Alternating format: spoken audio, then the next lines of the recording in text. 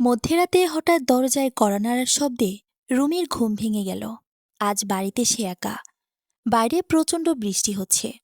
ওর স্বামী অর্ণব একটা কাজে শহরে গেছে, 2 দিন পর বাসায় ফিরবে। প্রায় 7 মাস হলো অর্ণবের সাথে রুমির বিয়ে হয়েছে। অর্ণবের বাবা মা কেউ নেই।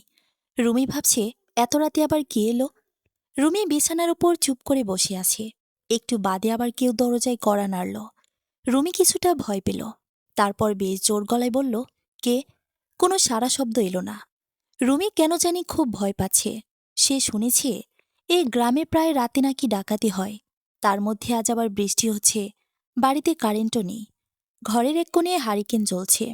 বাড়িতে কোনো ডাকাত এলে যে সে যতই চিৎকার করুক সহজে কেউ টের পাবে না। ডাকাতদের জন্য আজকে সুবর্ণ সুযোগ।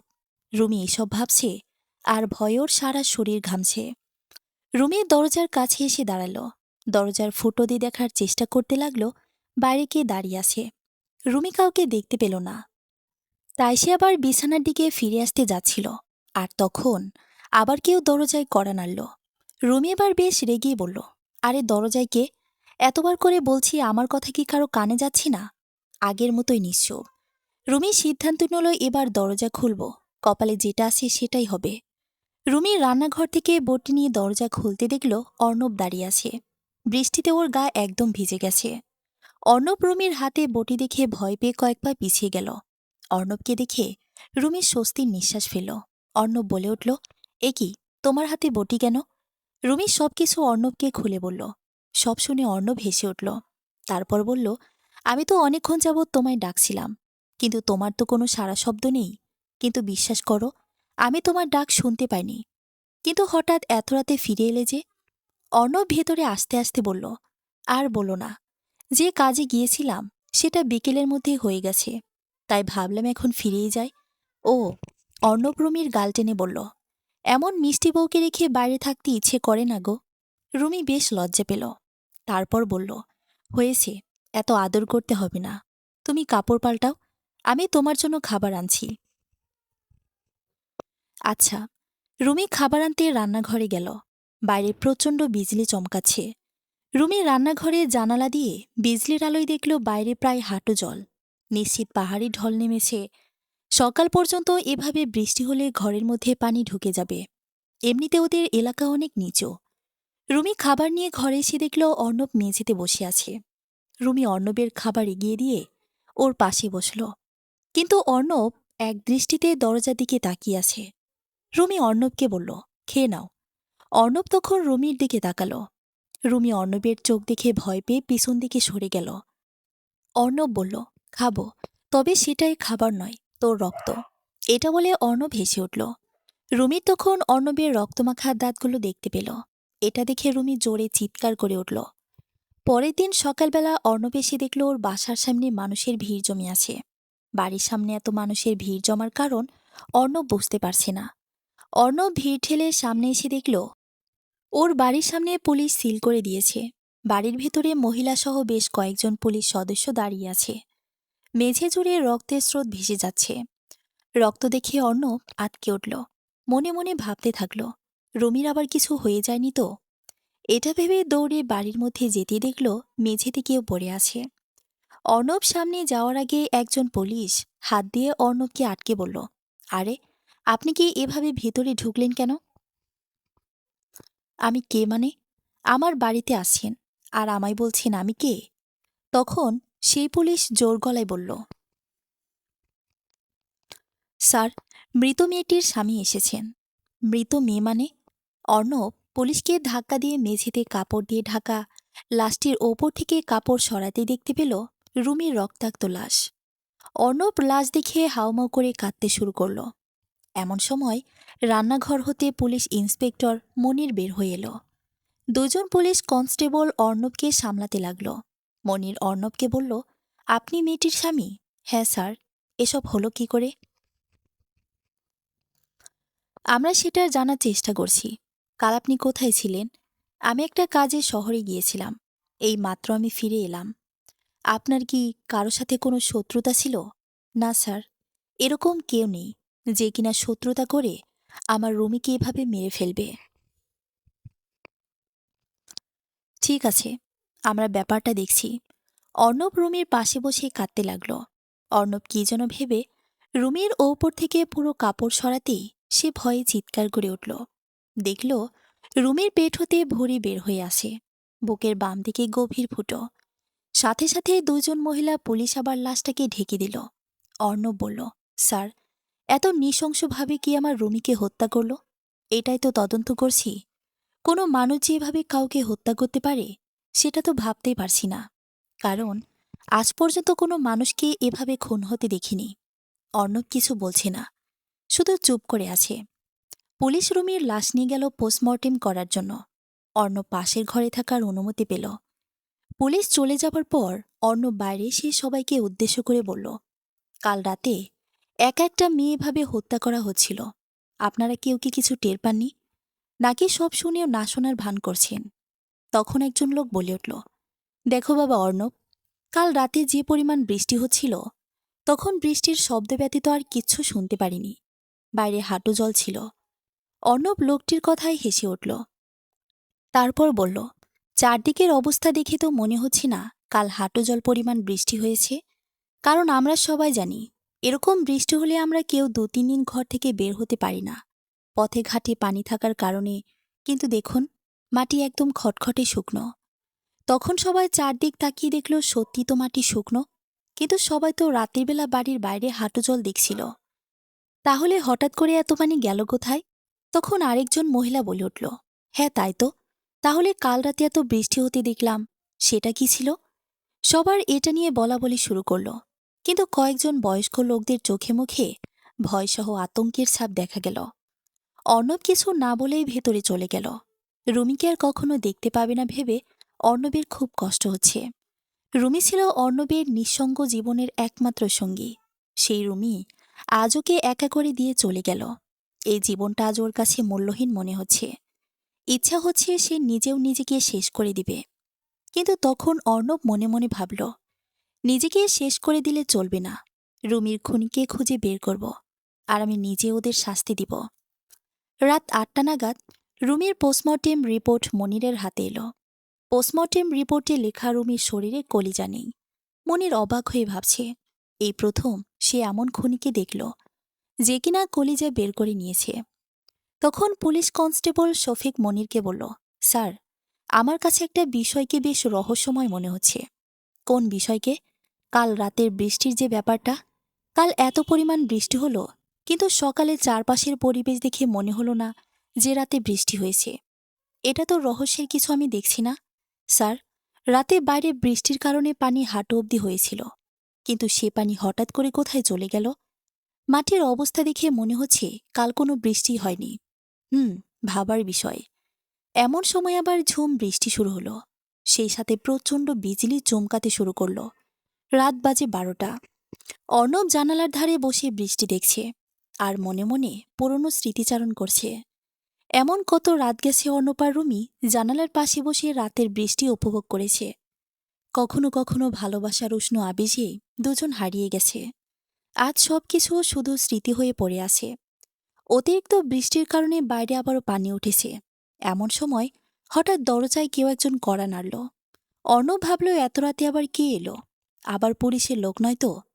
এটা ভেবে অর্ণব দরজা খুলতে দেখল দরজার বাইরে রুমি দাঁড়িয়ে আছে। রুমিকে এভাবে দাঁড়িয়ে থাকতে দেখে অর্ণবের চোখ ছানা বড়া। অর্ণব চোখের ভুল ভেবে বেশ কয়েকবার চোখ ঘষল, কিন্তু না, সে ঠিকই দেখছে। রুমি অর্ণবকে বলে উঠল, কি গো, এখানে কি শুধু দাঁড়িয়ে থাকবো? ভেতরে আসতে বলবে না? তুমি ফিরে আসলে কিভাবে? তুমি তো মারা গেছো। তাতে কি, আসলে তোমায় ছাড়া থাকতে খুব কষ্ট হচ্ছিল, তাই এবার তোমাকে নিয়ে যেতে এসেছি। আমায় নিয়ে যেতে এসেছো মানে? রুমি অর্ণবকে ধাক্কা দিয়ে ভেতরে এসে বলল, আরে, আমার সঙ্গে তোমায় নিয়ে যাব। অর্ণব রুমির দিকে ঘুরে দাঁড়াল। রুমি অর্ণবের দিকে তাকিয়ে হাসতে লাগল। হাসির কারণে রুমির মুখ থেকে গলগল করে রক্ত বের হচ্ছে। এটা দেখে অর্ণব বলে উঠল, কে তুমি? রুমি কিছু না বলে বিদ্যুতের গতিতে এসে অর্ণবের গলা ধরে ওকে দেয়ালের সাথে চেপে ধরল। রুমির মুখে বের হলো এক পাটে রক্তমাখা ধারালো দাঁত। রুমি অর্ণবের ঘাড় বরাবর দিল কামড়। অর্ণব জোরে চিৎকার করে উঠল। তখনই রুমি এক রাত অর্ণবের বুকের বাম পাশে ঢুকিয়ে বুক থেকে কলিজা বের করে আনল। অর্ণব সাথে সাথেই মারা গেল। রোমিওর ধারালো নখ দিয়ে অর্ণবের পেট মোচড় মারলে সাথে সাথে অর্ণবের ভরি বের হয়ে এলো। পরের দিন সকালবেলা অর্ণবের পাশের বাড়ির এক খালা, নাম সীমা, যে অর্ণবের জন্য খাবার এনে দরজায় নক করল, কিন্তু অর্ণবের কোনো সাড়া শব্দ নেই। তাই সে ঘরের পেছনে জানালা দিয়ে উকি দিল, আর তখনই অর্ণবের বীভৎস লাজ চোখে পড়তে হাত থেকে থালা মাটিতে পড়ে গেল। সাথে সাথে সে চিৎকার দিয়ে উঠল।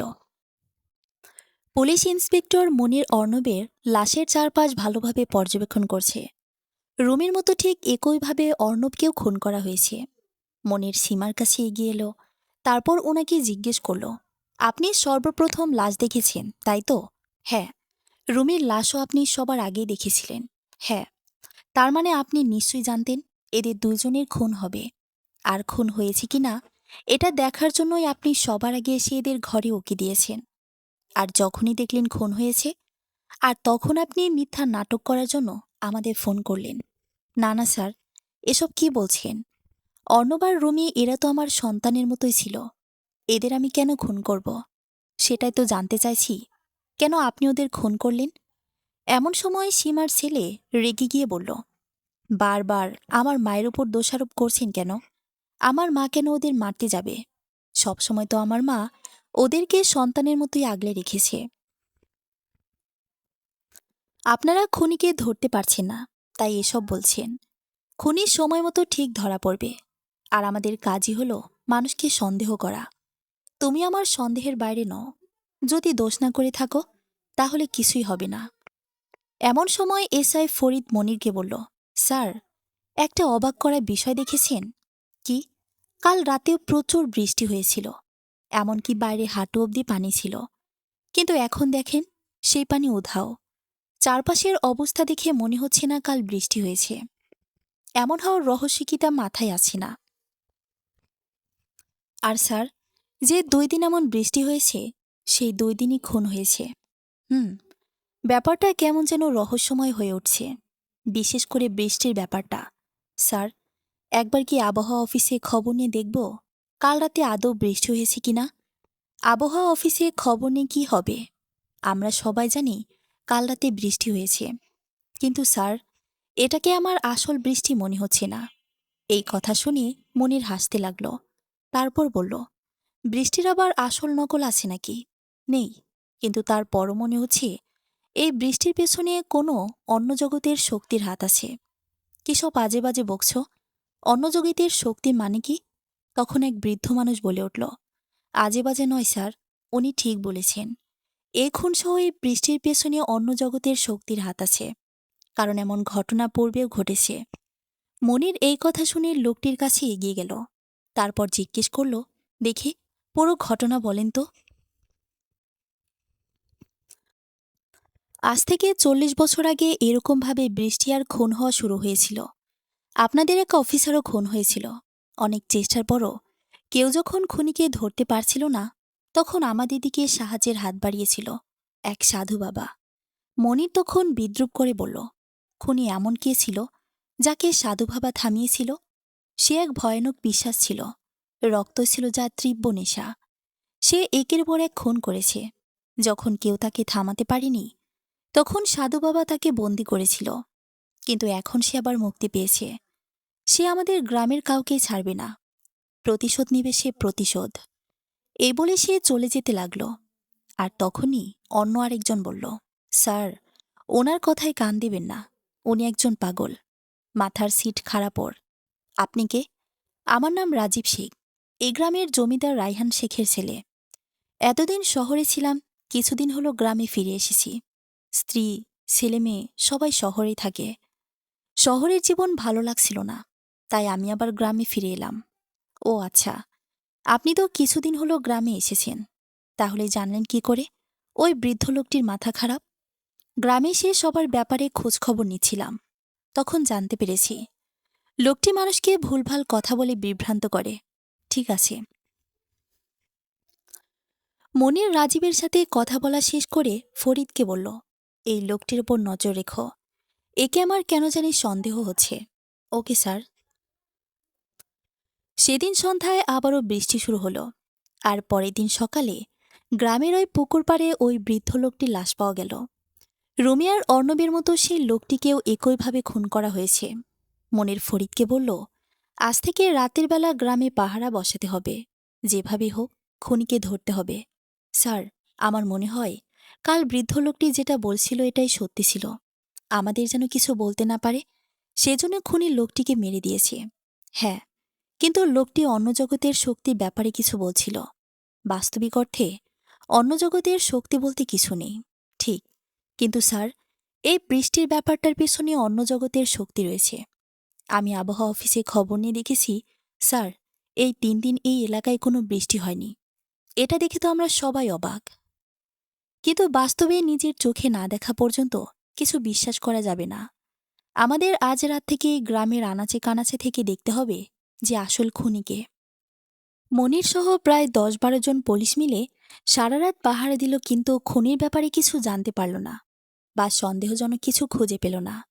মনির ভাবল, এই 3টি খুন যেহেতু বৃষ্টির রাতে হয়েছে, তাহলে এরকম বৃষ্টি দিনের রাতে পাহারা বসাতে হবে। তাহলে নিশ্চিত খুনির ব্যাপারে জানতে পারবে। সকাল 8টা, বাইরে ঝুমঝুম বৃষ্টি পড়ছে। নীল কম্বল মুড়িদের নাক ডেকে ঘুমাচ্ছে। এমন সময় নীলের মা রুমে এসে ওকে ডাকতে লাগল, নীল, নীল, ওঠ বাবা, 8টা বাজে। মা, এখন যাও তো, আরেকটু ঘুমাই।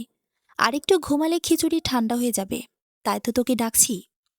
খিচুড়ির কথা শুনে নীল লাফ দিয়ে উঠল। খুশিতে নীলের চোখ মুখ চকচক করে উঠল, কারণ খিচুড়ি নীলের অনেক প্রিয়। নীল উঠে ওর মায়ের গলা জড়িয়ে ধরে বলল, আমার মা কত ভালো, আমার জন্য এই সকাল সকাল খিচুড়ি রান্না করে রেখেছে। হয়েছে, এবার গিয়ে ফ্রেশ হয়ে নে। আচ্ছা, যাচ্ছি। নীল ফ্রেশ হয়ে এসে খেতে বসল। পাশে ওর মা বাবা বসে খাবার খাচ্ছে। নীলের বাবা বলল, দেখ বাবা নীল, আমার তো বয়স ভারী হয়ে যাচ্ছে, এবার তুই আমার ব্যবসাটা বুঝে নিয়ে আমায় ছুটি দে। নীল কথা না বলে খেয়েই যাচ্ছে। তখন নীলের মা বলল, তোর বাবা কি বলল, সে কথা কি কানে যায়নি? গিয়েছি আম্মু, কিন্তু জানোই তো আমি একটা কাজে জড়িয়ে আছি। আজমল স্যার আমায় ছাড়তে চায় না। তখনই নীলের বাবা কিছুটা বিরক্ত হয়ে বলল, ভূতের পেছনে দৌড়াতে দৌড়াতে একদিন তুই ভূত হয়ে যাবি। নীল হেসে উঠে বলল, আমি ভূত হব না বাবা, বরং আমার কপালে একটা ভূতনি জুটবে। নীলের মা কিছুটা মন খারাপ করে বলল, একটা ভূতনি জুটলে এতদিনে ভূতনির বাচ্চা কাচ্চাও জুটত, কিন্তু পোড়া কপাল আমার, আজ পর্যন্ত একটা ভূতনি জোটাতে পারলি না। ভূতনিও জুটবে, শুধু সময়ের অপেক্ষা। দেখি। এমন সময় নীলের ফোন বেজে উঠল। নীল ফোন হাতে নিয়ে দেখল আজমল ফোন করেছে। নীল ফোন রিসিভ করে, কেমন আছেন স্যার? আজ এত সকাল সকাল ফোন করলেন যে? জরুরি একটা কাজ আছে, তুমি তাড়াতাড়ি আমার সাথে দেখা করো। ঠিক আছে স্যার, আমি আধ ঘন্টার মধ্যে আসছি। নীল ফোন রেখে ভেতরে চলে গেল। নীলের বাবা ওর মায়ের দিকে তাকিয়ে বলল, ভূতের সর্দার ফোন করেছে, দেখো এবার আবার কোথায় পাঠায়। নীলের মা কিছু না বলে শুধু মুচকি হাসল। নীল রেডি হয়ে আজমলের উদ্দেশ্যে রওনা হল। নীল 2 বছর যাবৎ প্যারানর্মাল সোসাইটি নামক একটি সংস্থায় কাজ করছে। এদের কাজ হল প্যারানর্মাল বিষয়ক সমস্যার সমাধান করা। আজমল হল এটির হেড। নীল বেশ কিছু প্যারানর্মাল সমস্যা সহ আরও কিছু রহস্যময় কেস সমাধান করতে পুলিশকে সাহায্য করেছে। নীল অফিসে এসে আজমলের রুমে প্রবেশ করল। আজমল নীলকে দেখে বলল, তো তুমি এসেছ, বসো বসো। নীল আজমলের সামনের চেয়ার টেনে বসল। নীলের পাশের চেয়ার একটি মেয়ে বসে আছে। নীল একবার সেই মেয়েটির দিকে তাকালো। মেয়েটি দেখতে বেশ সুন্দরী, ফর্সা গায়ের রং, পরনে লাল রঙের সালোয়ার কামিজ সাথে ম্যাচিং হিজাব, দেখতে বেশ ভালোই লাগছে। আজমল মেয়েটিকে উদ্দেশ্য করে নীলকে দেখিয়ে বলল, ইরা, এ হচ্ছে তোমার সহকারী। ইরা নীলের দিকে হাত বাড়িয়ে বলল, হাই, আমি ইরা। নীল কাপা হাতে ইরার হাত ধরল, তারপর বলল, আমি নীল, আজমল। নীল, এবার তুমি ইরার সহকারী হিসেবে যাচ্ছ। ইরা তোমার সিনিয়র, সো বি কেয়ারফুল। আমাদের কোথায় যেতে হবে স্যার? গ্রামটির নাম উদয়নাথপুর, এখান থেকে 400 কিলোমিটার দক্ষিণে। গ্রামটিতে কয়েকদিন যাবৎ রহস্যময়ভাবে মানুষ খুন হচ্ছে, সেই সাথে এক ধরনের রহস্যময় বৃষ্টি হচ্ছে। ইরা, বৃষ্টি আবার রহস্যময় হয় কি করে? ওই গ্রামে যখন মুষলধারে বৃষ্টি হয় তখন চারদিকে জল জমে যায়। অনেক সময় বাড়িঘর ডুবে যায়। জল কমতে প্রায় কয়েকদিন সময় লাগে। কিন্তু এই খুন হওয়ার দিনগুলোতে প্রচুর পরিমাণে বৃষ্টি হয়েছে, এমনকি রাতের বেলা পানি হাঁটু অবধি হয়েছে। কিন্তু সকাল হতে এমন অবস্থা দেখে মনে হচ্ছে যেন রাতে কোনো বৃষ্টি হয়নি। নীল, বেশ ইন্টারেস্টিং ব্যাপার তো। এটা মোটেও ইন্টারেস্টিং নয়। মনে হচ্ছে এই কেসে ভয়ানক কিছু ঘটতে পারে। ভয় নেই, আমি আছি তো। যতই ভয়ানক কিছুই হোক না কেন, আমি সামলে নিব। আজমল, জানি নীল, তুমি পারবে। তাই তো আমি আমার মেয়েকে তোমার সাথে পাঠাচ্ছি। নীল এই কথা শুনে অবাক হয়ে ইরার দিকে তাকালো। ইরা মুচকি হাসছে। নীল এতদিন শুনেছি আজমলের মেয়ে আছে, কিন্তু তাকে এখন আজকের আগ পর্যন্ত দেখেনি। এই প্রথম সে আজমলের মেয়েকে দেখল। মনে মনে নীল বেশ খুশি হল। আজমল, আমার মেয়েরও কিন্তু প্যারানর্মাল বিষয় নিয়ে গবেষণা করার ইচ্ছা। তাই অনেক আগে থেকে এসব শিখিয়েছি। আমাদের আরেকটি যে শাখা আছে সেটা কিন্তু আমার মেয়ে সামলায়। এই কেস অনেক গুরুতর, তাই আমার মেয়েকে আনতে বাধ্য হলাম। আমার বিশ্বাস তোমরা দুজন সফলতার সাথে এটির সমাধান করতে পারবে। নীল, দোয়া করবেন স্যার। আমার দোয়া তোমাদের সাথেই আছে। বাসায় গিয়ে রেস্ট নাও। তোমাদের বাসের টিকিট কাটা হয়েছে। কাল ভোর 6টায় তোমাদের গাড়ি। ওকে স্যার, আমি সময় মতো চলে আসব। এই বলে নীল বাসায় চলে এলো। রাতে নীলের ব্যাগপত্র গোছাচ্ছে। এমন সময় নীলের মা ঘরের ভিতরে আসলো। নীলকে জিজ্ঞেস করলো, এবার যেখানে যাচ্ছিস শুনেছি সেই জায়গা নাকি এখান থেকে অনেক দূরে। হ্যাঁ মা, সাবধানে যাস বাবা। তোকে নিয়ে আমার খুব ভয়। তুই আমাদের একটাই ছেলে। তোর কিছু হয়ে গেলে আমরা কি নিয়ে থাকবো বল। নীল ওর মায়ের দিকে ঘুরল। মায়ের দুই বাহু শক্ত করে ধরে বলল, চিন্তা করো না মা, আমার কিছুই হবে না। তোমাদের দোয়া তো সবসময় আমার সাথেই আছে। হ্যাঁ বাবা, তারপরও আমার চিন্তা হয়। সাবধানে যাস, আর পৌঁছে ফোন করিস। আচ্ছা মা। ভোর 5:30টায় নীল বাস স্ট্যান্ডে এসে পৌঁছালো। ইরা এখনো আসেনি। নীল ভাবছে, সে কি ঘুম থেকে জাগাতে পারেনি নাকি? ফোন নাম্বারটা নেওয়া হয়নি। এমন সময় সাদা রঙের একটা গাড়ি কার এখানে এসে থামল। ভেতর থেকে ইরা নামল। তারপর সেখান থেকে গাড়ি চলে গেল। ইরা নীলের দিকে আসছে। নীল হাঁ করে ইরার দিকে তাকিয়ে আছে। আজ ইরাকে আরো বেশি সুন্দর লাগছে। কালো ড্রেসে ইরাকে বেশ মানিয়েছে। নীল মনে মনে ভাবছে, এরকম মেয়েকে তো সবসময় নিজের জীবনসঙ্গী হিসেবে চেয়েছি। চাইলে কি আর সব পাওয়া যায়? থাক, এসব ভেবে লাভ নেই। এরা নীলের সামনে এসে বলল, কি মিস্টার নীল, ঘুম হয়েছে তো নাকি? দারুণ ঘুম হয়েছে। আপনার ঘুম কেমন হলো? আসলে যেদিন আমার কোথাও যাওয়ার কথা থাকে তার আগের দিন রাতে আমার কিছুতেই ঘুম হয় না। সেই জায়গায় যাওয়ার ব্যাপারে এক ধরনের অদ্ভুত উত্তেজনা কাজ করে। ও আচ্ছা, আগে আমার এমন হতো, কিন্তু এখন সব ঠিক হয়ে গেছে। চলুন গাড়িতে উঠি। গাড়িতে উঠে ইরা জানালার পাশের সিটে বসল। ইরা বাইরের দিকে তাকিয়ে বলল, আব্বু বলেছিল আমি যেন প্রাইভেট কার নিয়ে সেখানে যাই। কিন্তু আমার বাসে করে দূরে কোথাও যেতে অনেক ভালো লাগে। আমারও। আচ্ছা। একটু বাদে বাস ছেড়ে দিল। ইরা জানালা দিয়ে বাইরে তাকিয়ে আছে। নীল মাঝে মধ্যে ইরাকে দেখছে। নীল ইরাকে জিজ্ঞেস করল, আচ্ছা, আপনি কি শুধু কাজের ক্ষেত্রে সিনিয়র? বয়সের দিক দিয়েও সিনিয়র মিস্টার? বলেন কি? আপনাকে দেখে তো মনে হয় আপনার বয়স বড়জোর 21 থেকে 22 হবে। এই কথা শুনে ইরা হেসে উঠল। তারপর বলল, আমার বয়স 25 মিস্টার। এই একটু দেখতে পাতলা বলে হয়তো বয়স বোঝা যায় না। তাই হবে। আপনি আমার 1 বছরের সিনিয়র। ইরা আবার বাইরের দিকে তাকালো। নীল গাড়ির সিটে হেলান দিয়ে বসল। একটু বাদে নীল ঘুমিয়ে পড়ল। ঘুমের ঘোরে স্বপ্নে দেখছে প্রচণ্ড বৃষ্টি হচ্ছে। বৃষ্টির মধ্যে মাটিতে ইরা বসে আছে। ইরা ওঠার চেষ্টা করছে কিন্তু উঠতে পারছে না। ইরার মুখ থেকে রক্ত পড়ছে। ইরার রক্তে আশেপাশে ভেসে যাচ্ছে। নীল দৌড়ে দাঁড়িয়ে সব দেখছে, কিন্তু সে কিছুই করতে পারছে না। সে সময় ইরার পাশে হঠাৎ একজন উদয় হল, যার দেহের মাথা হতে আঁটুর নিচ পর্যন্ত কালো চাদরে আবৃত। তার চেহারা দেখা যাচ্ছে না, কিন্তু তার চোখ থেকে বের হওয়া নীলাভ আভা স্পষ্ট বোঝা যাচ্ছে। তার শরীর থেকে কালো ধোঁয়ার মতো কিছু বের হচ্ছে। তার হাত পা একদম কুচকুচে কালো। হাতের নখ ছুরির ন্যায় বড় ধারালো। সে ইরার দিকে এগিয়ে এসে ইরার গলা শক্ত করে চেপে ধরল। তার নখ ইরার গলার মধ্যে বসে গেল। হঠাৎ সে তার এক হাত ইরার বুকে ঢুকিয়ে ভেতর থেকে কলিজা বের করে আনল। আর তখনই নীলের ঘুম ভেঙে গেল। চোখ মেলতে দেখল ইরা ওর কাঁধে মাথা রেখে ঘুমিয়ে আছে। ইরার ঘুমের ব্যাঘাত ঘটবে বলে নীল আর নড়াচড়া করল না। নীল সেই স্বপ্নের কথা ভাবতে লাগল। তবে কি ওরা যেখানে যাচ্ছে সেখানে কি ইরার কোনো ক্ষতি হতে পারে, যেটার ইঙ্গিত স্বপ্নের মাধ্যমে পেয়েছে? না, এমন হতে দেওয়া যাবে না। যত যাই হোক না কেন, ইরাকে রক্ষা করতেই হবে। এমন সময় গাড়ি একটা বড় হোটেলের সামনে এসে ২০ মিনিটের জন্য থামল। গাড়ি থামার কারণে ইরার ঘুম ভেঙে গেল। ইরা দেখল সে নীলের কাঁধে মাথা রেখে শুয়ে আছে। ইরা মাথা তুলে বলল, সরি, রাতে ঠিকমতো ঘুম না হবার কারণে ঘুমিয়ে পড়েছি। ঘুমের মধ্যে কখন আমার মাথা আপনার কাঁধে রেখেছি টেরই পাইনি। কিছু মনে করবেন না। আচ্ছা, সমস্যা নেই, চলুন নিচে যাই। দুজনে গাড়ি থেকে নেমে একটু খাওয়া দাওয়া করে আবার গাড়িতে উঠে পড়ল।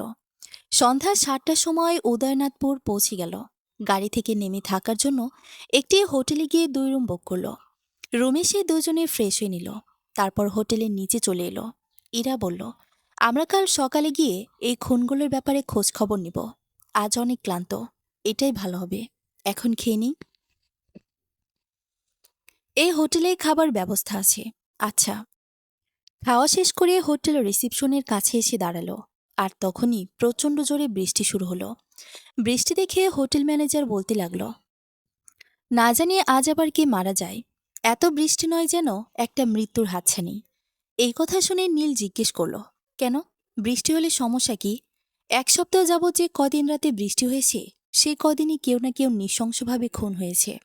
আর এটা কেমন বৃষ্টি যে সারা রাত বৃষ্টির কারণে পথে ঘাটে জল জমে যায়, অথচ সকাল হতেই মনে হয় রাতে কোনো বৃষ্টি হয়নি।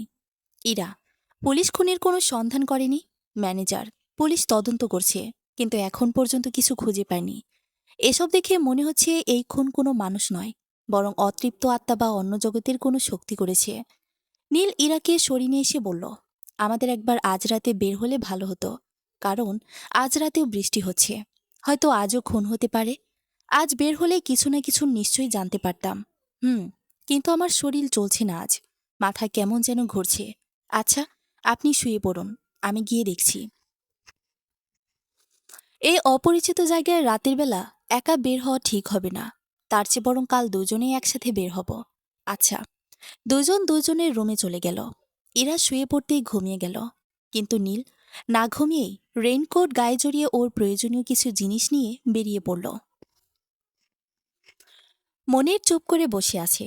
এমন সময় ফরিদ এসে বলল, স্যার, আজ বৃষ্টি হচ্ছে। সম্ভবত আজ কেউ খুন হবে, তাই আজ আমাদের বের হওয়া উচিত। আমি নিশ্চিত আজ খুনিকে ধরতে পারবো। সবাইকে তৈরি হতে বলো। সবাই তৈরি আছে, শুধু আপনার হুকুমের অপেক্ষা স্যার। একটু ওয়েট করো। আপনি কি কারোর জন্য অপেক্ষা করছেন? করছি। সে এলেই আমরা বেরিয়ে পড়ব। কার জন্য অপেক্ষা করছেন? মনির কিছু বলতে যাবে, এমন সময় নীল ভেতরে প্রবেশ করল। তখন মনির মুচকি এসে হাত দিয়ে নীলের দিকে দেখিয়ে বলল, মিস্টার নীল। সেখানে থাকা সবাই নীলের দিকে তাকালো। নীল মনিরের সামনে এগিয়ে আসতেই মনির বলল, কেমন আছো? জি স্যার, ভালো আছি। আপনি কেমন আছেন? ভালো আছি। স্যারের মেয়ে কোথায়? ওনার শরীর একটু খারাপ, তাই ঘুমিয়ে পড়েছে। ও আচ্ছা। ফরিদ মনিরকে বলল, এনাকে তো ঠিক চিনলাম না স্যার। ইনি হচ্ছে অবসরপ্রাপ্ত গোয়েন্দা অফিসার আজমল খানের কর্মী। ও আচ্ছা। উনি দেখুন প্যারানর্মাল সোসাইটি নামক একটি সংস্থা চালায়। কিন্তু হঠাৎ ইনাকে ডাকার কারণ কি? কারণ আমি বুঝতে পেরেছি যে এই খুনের পিছনে সাধারণ কোনো মানুষের হাত নেই। এর পেছনে প্যারানর্মাল কিছু আছে। কিভাবে বুঝলেন? পরে বলবো। এখন চলো বের হওয়া যাক। মনির, নীল আর ফরিদ সহ আরও ৬-৭ জন পুলিশ সদস্য নিয়ে বের হলো। মনির বলল, ২ জন করে সবাই চারদিক ছড়িয়ে ছিটিয়ে যাও। কোথাও কোনো কিছু দেখা মাত্রই আমায় খবর দিবে। তখন নীল বাধা দিয়ে বলল, কারো কোথাও যাওয়ার দরকার নেই, সবার একসঙ্গে থাকা উচিত। না, ছড়িয়ে ছিটিয়ে যাওয়াই ঠিক হবে। আপনি যেটা ভালো মনে করেন। মনির কথা মতো ২ জন ২ জন করে ৬ জন গ্রামের ৩ দিকে চলে গেল। মনির, নীল আর ফরিদ একসঙ্গে থাকলো। বৃষ্টির পানিতে পায়ের গোড়া অবধি ডুবে গেছে। নীল আকাশের দিকে তাকালো, তারপর নিজের হাত পায়ের দিকে দেখে বলল, বৃষ্টির রহস্য আমি খুঁজে পেয়েছি। এটা আসল বৃষ্টি নয়।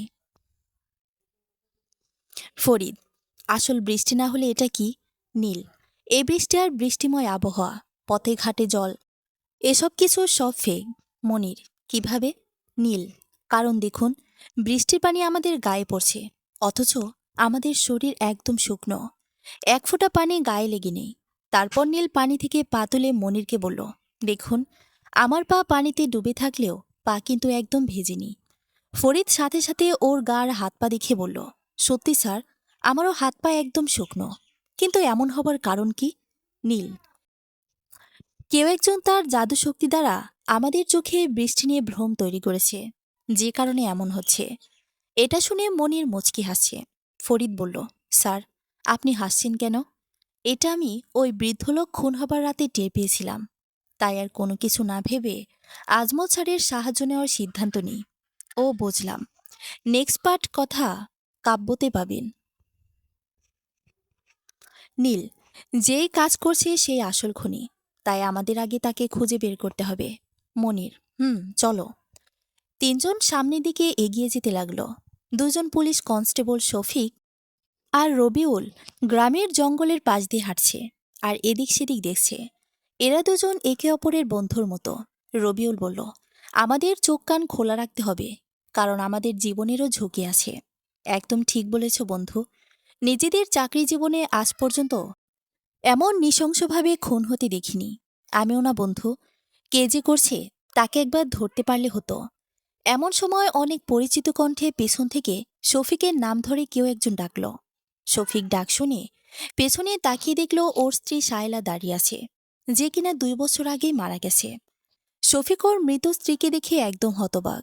শফিক বলে উঠল, শায়লা, তুমি এখানে কিভাবে? তুমি তো মারা গেছো। কে বলেছে আমি মরে গেছি? এই যে দেখো, আমি এখনো বেঁচে আছি। আমি তোমার জন্য বেঁচে আছি। এসো আমার কাছে। শায়লা ওর 2 হাত বাড়িয়ে দিল। শফিক তখন সম্মোহিত হয়ে শায়লার দিকে এগিয়ে যেতে লাগল। রবিউল শফিকের হাত ধরে ওকে টানতে লাগল, কিন্তু শফিকের কোনো হুঁশ নেই। রবিউল চিৎকার করতে বলতে লাগল, ভাই যাস না, সে তোর বউ না, তোর বউ অনেক আগেই মারা গেছে। শায়লা, শফিক, তুমি ওর কথা শোনো না, তুমি আমার কাছে এসো। রবিউল শফিককে নিজের দিকে ফেরাতে না পেরে বন্দুক বের করে শায়লার দিকে চালালো, কিন্তু গুলি শায়লার শরীর ভেদ করে চলে গেল। তখন শায়লা জোরে জোরে হাসতে লাগল। রবিউল বেশ ভয় পেল। এদিকে শফিক শায়লার বেশ কাছাকাছি চলে গেছে, তাই রবিউল আবার শায়লাকে গুলি করল। এদিকে গুলি চালানোর আওয়াজ পেয়ে মনির, ফরিদ আর নীল সহ সবাই চমকে উঠল। ফরিদ বলল, স্যার, গুলির আওয়াজ। কেউ আবার খুনিকে দেখতে পেল না তো? হতে পারে, চলো আমার সাথে। মনির আওয়াজ লক্ষ্য করে সেদিকে যেতে লাগল। রবিউল আবার যেইমাত্র গুলি করতে যাবে, আর তখনই কুচকুচে কালো এক কুকুর এসে বন্দুকসহ রবিউলের হাত কামড়ে ছিঁড়ে ফেলল। রবিউল জোরে চিৎকার করে উঠে মাটিতে পড়ে। রবিউলের চিৎকারে শফিক সম্মোহন থেকে বের হয়ে পেছন ঘুরে রবিউলের দিকে তাকাতে দেখল ওর হাতের কবজি পর্যন্ত উধাও। হাত থেকে গলগল করে রক্ত পড়ছে, আর সে মাটিতে গড়াগড়ি করছে। রবিউলের পাশে একটা কুকুর দাঁড়িয়ে আছে, যে কামড়ে কামড়ে রবিউলের হাত চিবিয়ে খাচ্ছে। শফিক এত কিছু দেখেও পাথরের মতো থ মেরে দাঁড়িয়ে আছে। যখন ওর সম্মোহন পুরোপুরি কেটে গেল, তখন সে চিৎকার দিয়ে বলল, আরে ভাই, তোর অবস্থা এরকম হলো কি করে? এটা বলে শফিক রবিউলের দিকে আসতে যাবে, তখন পেছন থেকে হিমশীতল হাত ওর হাত চেপে ধরল। তখন শফিক পিছন ঘুরে তাকাতেই শায়লা ওর ঘাড়ে কামড় বসিয়ে দিল। শফিক জোরালো চিৎকার দিয়ে উঠল। এদিকে মনির, নীল, ফরিদ 3 জন বেশ দৌড়ে আওয়াজ লক্ষ্য করে এগিয়ে আসে। তারপরও যেন রাস্তা শেষ হচ্ছে না। মনির, আওয়াজ তো বেশ কাছ থেকে আসছে, তারপরও আমাদের যেতে এত সময় লাগছে কেন? নীল, এটা একটা মায়াজাল, আমরা মায়াজালে আটকে আছি। মনির, এই মায়াজাল কাটানোর উপায় কি? উপায় আছে, ওয়েট। এটা বলে নীল ওর পকেটে হাত দিল। তখন মনে হলো সে জিনিস খুঁজছে, এটা তো ইরার কাছে আছে। মনির বলল, কি হলো? কিছু একটা করো। স্যার, ভুল করে সে জিনিস আমি রেখে এসেছি। ওহ শিট, বুঝতে পারিনি এমন কিছু ঘটতে পারে। কথা না বাড়িয়ে চলো তাড়াতাড়ি। শায়লা ওর এক হাত শফিকের বুকে ঢুকিয়ে কলিজা বের করে আনলো। তারপর বাকি সবার মতোই শফিকের পেট কেটে ফেলল। তারপরে কুকুরসহ শায়লা অদৃশ্য হয়ে গেল। রবিউল এতক্ষণ যাবৎ ব্যথায় শুধু কাতরাচ্ছে। এমন সময় ওরা তিনজনে এসে পড়ল। মনির রবিউলের পাশে বসে বলল, এসব কি করে হলো? রবিউল কিছু বলতে পারছে না। ছটফট করতে করতে সে জ্ঞান হারিয়ে ফেলল। এমন সময় নীলের চোখ পড়ল শফিকের লাশের ওপর। নীল বলে উঠল, স্যার। কি? নীল শফিকের দিকে হাত ইশারা করল। মনির উঠে দাঁড়াল। তারপর বলে উঠল, এ নিয়ে 4টা খুন হলো। ফরিদ, তুমি রবিউলকে হাসপাতালে নিয়ে যাওয়ার ব্যবস্থা করো। Okay sir. মনির আর নীল শফিকের লাশের দিকে এগিয়ে যেতে লাগল। লাশের অবস্থা দেখে নীলের কেমন যেন বমি পাচ্ছে। নীল আর সহ্য করতে পারল না, সরে গিয়ে বমি করে দিল। মনির এটা দেখে নাক ছিটকাল। তখন সে খেয়াল করল নীলের কোমরের কাছে লাল রঙের আলো জ্বলছে। মনির বলল, তোমার কোমরে এটা কিসের আলো জ্বলছে? এটা শুনে নীল ওর কোমরে ঝোলানো ব্যাগ থেকে একটা পাথরের মতো কিছু বের করল। পাথরের দিকে তাকিয়ে নীল চোখ বড় বড় করল। মনির বলল, কি হলো? এই পাথর থেকে লাল আলো বের হচ্ছে। তাতে কি? স্যার, এটা এমন একটা পাথর যার সাহায্যে আমি সহজেই জানতে পারবো আশেপাশে কোনো প্যারানর্মাল কিছু আছে কিনা। ও আচ্ছা, তাহলে এটার মানে বোঝাই যাচ্ছে আশেপাশে প্যারানর্মাল কিছু আছে।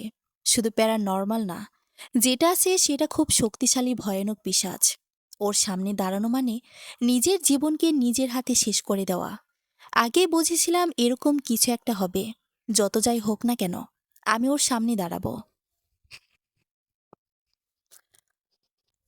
আপনার দাঁড়াতে হবে না স্যার, আমি নিজে ওকে সামলে নিতে পারবো। মনির নীলের কাঁধে হাত রেখে বলল, আমি আছি তোমার পাশে। আপনাদের এক পুলিশ কনস্টেবল যেহেতু বেঁচে আছে, তাই সে নিশ্চয়ই পিশাচকে দেখেছে। তাই ওর সুস্থ না হওয়া অব্দি কিছু জানা যাবে না। হুম। মনির শফিকের লাশ নিয়ে গেল আর রবিউলকে হাসপাতালে ভর্তি করে দিল। রাত 3:30টার সময় মনির নীলকে হোটেলে পৌঁছে দিল। নীল ফ্রেশ হয়ে শুয়ে পড়ল। চোখ বন্ধ করতেই চোখের সামনে শফিকের লাশ ভেসে উঠল। সে কিছুতেই ঘুমাতে পারছিল না। ভোরের দিকে একটু ঘুমিয়ে পড়ল। নীলের ঘুম ভাঙল ফোনের রিংটংয়ের আওয়াজে। নীল ফোন হাতে নিয়ে দেখল ইরা কল করেছে। তাই দেরি না করে কল রিসিভ করল। হ্যালো, এখনো ঘুমিয়ে আছো? সেই কতক্ষণ যাবৎ তোমার রুমের দরজায় নক করলাম, তোমার তো কোনো সাড়া শব্দই নেই। আসলে বুঝতে পারিনি। ঠিক আছে, ফ্রেশ হয়ে নিচে এসো, আমি তোমার জন্য অপেক্ষা করছি। আচ্ছা, আসছি। নীল উঠে তাড়াতাড়ি ফ্রেশ হয়ে নিচে চলে এলো। নিচে এসে দেখল এরা হোটেলের বাইরে ফোনে কার সাথে যেন কথা বলছে। নীল আসা মাত্রই ফোন রেখে দিল। নীলকে দেখে ইরা মুচকি এসে বলল, বাবার সাথে একটু কথা বললাম, জানতে চাচ্ছিল সব ঠিক আছে কিনা। ও আচ্ছা, চলো আগে খাওয়া দাওয়া করি, তারপর বাকি কাজ শুরু করব। দুজন হোটেলে খেতে বসল। তখন নীল প্রশ্ন করল, আচ্ছা, আমি আপনাকে কি বলে ডাকতে পারি? ম্যাম, নাকি অন্য কিছু? এরা আবারও মুচকি এসে বলল, নাম ধরেই ডাকতে পারো। আচ্ছা,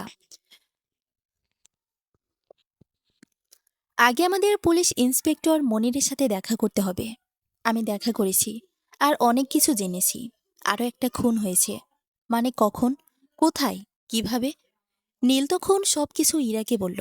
সব শুনে ইরা অবাক দৃষ্টিতে নীলের দিকে তাকিয়ে আছে আর মনে মনে ভাবছে, তাই তো বলি বাবা কেন এত নীলের প্রশংসা করে। এমন সময় নীলের ফোন বেজে উঠল। নীল ফোন রিসিভ করতেই মনির বলে উঠল, তুমি কোথায়? তাড়াতাড়ি হাসপাতালে চলে এসো, সঙ্গে স্যারের মেয়ে ইরাকেও নিয়ে এসো। আচ্ছা স্যার, আসছি। নীল ফোন রেখে দিল। ইরা জিজ্ঞেস করল, যে আহত হয়েছে তার কিছু হলো না তো? জানি না, না যাওয়া পর্যন্ত কিছু বলতে পারছি না। নীল ইরাকে নিয়ে হাসপাতালে গেল। এরপর মনির দুজনকে রবিউলের কাছে নিয়ে গেল। রবিউলের অবস্থা অনেকটা খারাপ, হাতে ব্যান্ডেজ করা। মনির রবিউলকে জিজ্ঞেস করল, এখন বলো, কাল রাতে তোমাদের দুজনের সাথে কি ঘটেছিল? রবিউল একে একে সব বর্ণনা করতে লাগল। সব বলা শেষ হলে ইরা বলল, তার মানে সে পুরোটা সময় জুড়ে শফিকের স্ত্রীর রূপে ছিল। হ্যাঁ, এবার বুঝতে পেরেছি আমাদের কি করতে হবে। খুনিকে হয়তো ধরতে পারবো না, কিন্তু খুন বন্ধ করতে পারবো। কিভাবে? নীল, আমার মনে হয় এই পিশাচ আগে ভিকটিমের পরিচিত কারো রূপ নিয়ে সামনে যায়, আর তারপর তার ফাঁদে কেউ পড়লেই তাকে মেরে ফেলে। ইরা, একদম ঠিক। আর এজন্য আপনি গ্রামে ঘোষণা দিন যে রাত ৮টার পর যেন কেউ ঘর থেকে বের না হয়। আর রাতে যদি কেউ দরজায় পরিচিত কারো কণ্ঠে নক করে, তাহলে কেউ যেন দরজা খুলে বাইরে না আসে। মনির, সব বুঝলাম, কিন্তু সবসময় যে ওই পিশাচ কারো পরিচিত জনের রূপ নিয়ে আসবে, এটা শিওর কিভাবে? নীল, কারণ এরকম পিশাচ আছে যারা খুবই ভয়ঙ্কর। আর পুরোপুরি শিওর হওয়ার জন্য আমরা গ্রামের বৃদ্ধ লোকেদের সাথে কথা বলবো। তাহলে জানতে পারবো এই পিশাচের আক্রমণ এটাই প্রথম নাকি আগেও করেছিল। যদি আগে করে থাকে তাহলে তারা নিশ্চয়ই কিছু না কিছু জানবে। তখন শিওর হয়ে যাব যে আমরা যেটা ধারণা করেছি এটাই ঠিক। মনির, আচ্ছা, তাহলে আমি এটা ঘোষণা করছি। মনির গ্রামে মাইক দিয়ে ঘোষণা দিতে শুরু করলো। কম বেশি সবাই এটি মেনে নিল। গ্রামের চায়ের দোকানে বসে বেশ কিছু বৃদ্ধ লোক সহ এইসব নিয়ে আলোচনা করছিল। তখন রাজীব বিদ্রূপ করে বলল, এখন আর খুনিকে ধরতে পারছি না, তাই এমন অদ্ভুত কথা মানুষের মধ্যে ছড়িয়ে দিচ্ছেন। এসব বিশ্বাস বলতে কিছু নেই, আর থাকলেও আমি এসব বিশ্বাস করি না। তখন এক বৃদ্ধ লোক বলে উঠল, তোমরা এই যুগের সন্তান, তোমরা কি আর এসব বিশ্বাস করবে? আসলে আপনাদের মতো বুড়ো লোকেরা কুসংস্কার পূর্ণ জিনিস বেশি পছন্দ করে, এই জন্য গ্রামে আসতে চায়নি। তখন আরেকজন বলে উঠল, তো আসলে কেন? যাও, ফিরে যাও আবার। হুম, তাই যাব। এ বলে রাজীব উঠে চলে গেল। ইরার নীল সেখানে বসে চা খাচ্ছিল। ইরা নীলকে বলল, আমরা কিন্তু এই রাজীব লোকটাকে সন্দেহ হচ্ছে। আমারও কেন জানি মনে হচ্ছে এই লোকটি ওই পিশাচকে নিজের মতো করে চালাচ্ছে। কিন্তু এটা করে ওর কি লাভ? অনেক বড় লাভ আছে। হতে পারে সে অধিক ধন সম্পদ লাভের জন্য পিশাচের সাহায্য নিয়েছে। বিনিময়ে তাকে মানুষকে বলি দিতে হচ্ছে। এমন হলে তো তাহলে একে আগে আটকাতে হবে। হ্যাঁ, মনির স্যারকে সব বলবো। এরা বাধা দিয়ে বলল, না, মনিরকে কিছু বলবে না, তাহলে ব্যাপারটা ঘোলাটে হয়ে যাবে। আমাদের আগে প্রমাণ বের করতে হবে। হুম, ঠিক বলেছেন। আগেও এমন কিছু ঘটেছিল কিনা এ ব্যাপারে খোঁজ খবর নেওয়া যাক। ঠিক আছে। নীল চায়ের বিল পরিশোধ করে দিল। তারপর চলে যাবে এমন সময় পেছন থেকে। এরকম ঘটনা আজ থেকে ৪০ বছর আগেও ঘটেছিল। এই কথা শুনে ইরা আর নীল দুজনেই পিছন ঘুরে তাকালো। দেখল এক বৃদ্ধ লোক দাঁড়িয়ে আছে। নীল জিজ্ঞেস করল, এর মানে ৪০ বছর আগেও এমন খুন হয়েছিল? হ্যাঁ। ইরা, আসলে ঠিক কি হয়েছিল শুরু থেকে সব বলুন তো। বৃদ্ধ, আমাদের গ্রামের বেশিরভাগ মানুষ কৃষিকাজ করে জীবন চালায়। হাতে গোনা কিছু মানুষ বউ বাচ্চা রেখে শহরে কাজে যেত। এভাবে আমাদের জীবন বেশ ভালোই চলছিল। কিন্তু একদিন সন্ধ্যাবেলা হঠাৎ করে প্রচণ্ড বৃষ্টি শুরু হয়। বৃষ্টির কারণে বাড়ির বাইরে হাঁটু অব্দি পানি উঠে যায়। আর সেই রাতে প্রথম রোজিনা নামের এক মহিলা খুন হয়। রোজিনার স্বামী শহরে কাজ করত, বাসায় সে একাই থাকত। এরপর শামীমা নামের আরেকটা মেয়ে খুন হয়। শামীমের বেলায় এই ঘটনার আসল রহস্য বেরিয়ে আসে। নীল, কোন রহস্য? বৃদ্ধ, শামীমার স্বামী শহরে কাজ করত, বাসায় এসে ওর শ্বশুর শাশুড়িকে নিয়ে থাকত। একদিন রাতে এমন বৃষ্টি শুরু হয়। তখন দরজায় কেউ যেন কড়া নাড়ে, আর শামীমাকে ওর নাম ধরে ডাকতে থাকে। শামীমার শাশুড়ির গলা শুনে বুঝতে পারে যে তার ছেলে মামুন এসেছে, তাই সে দরজা খুলে দেয়। ওর ছেলে ভেতরে আসে, তারপর যে যার মতো শুয়ে পড়ে। কিন্তু তখনই শামীমার চিৎকার ভেসে আসে। শামীমার চিৎকার শুনে ওর শ্বশুর শাশুড়ি বেরিয়ে আসে আর দেখে সে আসলে মামুন ছিল না, সে ছিল ভয়ানক এক পিশাচ। সে পিশাচের শ্বশুর শাশুড়িকে না মেরেই চলে যায়। ইরা, ওর শ্বশুর শাশুড়িকে মারিনি কেন? তা তো জানি না। ইরা, আচ্ছা, এরপর কি হলো? বৃদ্ধ, পুলিশ এলো। এখনকার মতো তদন্ত শুরু হলো, কিন্তু পুলিশ খুনিকে ধরতে পারল না। বরং কর্মরত পুলিশ অফিসার নিজেও খুন হলো। আর তখনই আমাদের গ্রামে সহযোগিতার হাত বাড়ালো এক সাধু বাবা। সে অনেক কষ্টে পিশাচটিকে আটকে ফেলে। এরপর আর কোনো খুন হয়নি। কিন্তু কিছুদিন বাদে সেই সাধু বাবার কাটা মাথা গ্রামের প্রধান সড়কে পড়েছিল। কিন্তু এতদিন বাদে আবার সেই খুন শুরু হলো। না জানি আরো কত লোক মারা যাবে। নীল, আশা করছি খুব শীঘ্রই এসব শেষ করব আমরা। আচ্ছা, সাধু বাবার মৃত্যুর কারণ কেউ খুঁজে পায়নি? বৃদ্ধ: না, কয়েকদিন পুলিশ তদন্ত করেছে, এরপর সব বন্ধ হয়ে গেছে। নীল: ধন্যবাদ চাচা, আমাদের এভাবে সাহায্য করার জন্য। বৃদ্ধ: সাবধানে থেকো বাবা, আমরা চাই না আমাদের সাহায্য করতে এসে তোমাদের কিছু হয়ে যাক। ইরা: আমাদের চিন্তা করবেন না, আমাদের কিছু হবে না। বৃদ্ধ: তাই যেন হয়। এই বলে বৃদ্ধ লোকটি চলে গেল। ইরা নীলকে বলল, তুমি কিছু বুঝতে পেলে? না, তবে আমার কেন জানি মনে হচ্ছে এই পিশাচ যে পরিচালনা করার পেছনে কেউ নিশ্চয়ই আছে। একদম ঠিক ধরেছ, 40 বছর আগেও কেউ ছিল, এখনো কেউ আছে। আর এই খুন করার পিছনে নিশ্চয়ই বড় কোনো কারণ আছে। আমাদের এটা খুঁজে বের করতে হবে। হুম, কিন্তু তোমার সাথে আমার কিছু জরুরি কথা আছে। কি কথা বলুন? আগে হোটেলে ফিরে যাই কেমন? আচ্ছা চলুন। ইরা নীল হোটেলে ফিরে এলো। ইরা নীলকে নিজের রুমে ডাকল। নীল ইরা রুমে গিয়ে দেখল ইরা বিছানার উপর বসে আছে, সামনে ওর ব্যাগ। নীলকে দেখে ইরা বলল, এখানে এসে বসো। নীল ইরার কথা মতো সেখানে গিয়ে বসল। তখন ইরা ওর ব্যাগ পাথর দিয়ে নকশা সজ্জিত একটা বাক্স বের করল। বাক্স খুলতেই নীল দেখল ভেতরে একটি খঞ্জর। নীল জিজ্ঞেস করল, এটা কি? এটা একটা খঞ্জর, এর সাহায্যে তুমি যে কোনো পিশাচকেই মুহূর্তে শেষ করতে পারবে। ইরা খঞ্জরটি নীলের দিকে এগিয়ে দিয়ে বলল, এটা নিজের সাথে রেখে দাও, কাজে লাগবে। আর এখন আমি তোমাকে কিছু কথা বলি, যেটা তোমার কাজে লাগবে। হ্যাঁ বলুন। পিশাচ সবসময় একটি নির্দিষ্ট জায়গায় অবতরণ করে। সেই জায়গাটাকে বন্ধ না করা পর্যন্ত তুমি কখনোই পিশাচকে কাবু করতে পারবে না। তাই আগে সেই জায়গা তোমার খুঁজে বের করতে হবে। তারপর ওই জায়গা তোমার বন্ধ করতে হবে। তারপর যখন ওই পিশাচ সেখানে আটকে পড়বে, তখনই তোমার ওই পিশাচকে বধ করতে হবে। হ্যাঁ বুঝেছি। আর হ্যাঁ, সাবধানে থাকবে, কেমন? আপনি কি বাসায় ফিরে যাচ্ছেন? না। ও, ঠিক আছে, তাহলে আসি। এ বলে নীল উঠে চলে যাবে তখন ইরা বলে উঠল, আজ একটা সত্যি কথা বলবো? নীল পেছন ঘুরে বলল, হ্যাঁ বলুন। কি কথা? বাবা আমার সাথে তোমার বিয়ে ঠিক করে রেখেছে। এটা বলে ইরা লজ্জা পেয়ে মাথা নিচু করল। নীল চোখ বড় বড় করে ইরার দিকে তাকিয়ে আছে।